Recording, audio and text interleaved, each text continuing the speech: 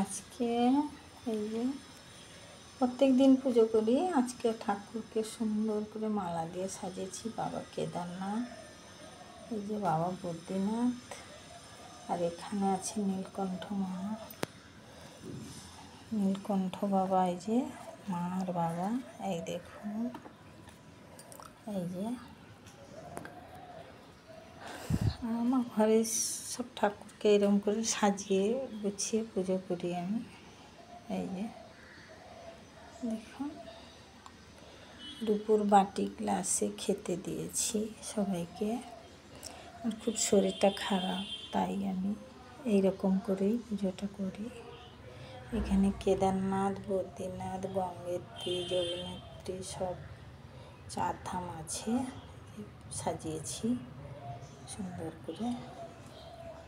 আর এই যে এখানে আমি সঙ্গমে পেয়েছি এই যে ঠাকুর সাজিয়েছি। এই আমার আজকে পুজো। এখানে আমি কর্পূর, প্রদীপ, ধূপ দিয়েছি। সামনে প্রদীপ জ্বলছে, এই যে কর্পূর জ্বালিয়েছি আর ধূপ দিয়েছি। কালকে সোমবার ছিল, এই যে থালাতে সব ঠাকুর, শিব ঠাকুর বসিয়ে পুজো করেছিলাম। ওটা বদ্রীনাথে বই কিনেছি বাবার সম্বন্ধে সব জানার জন্য।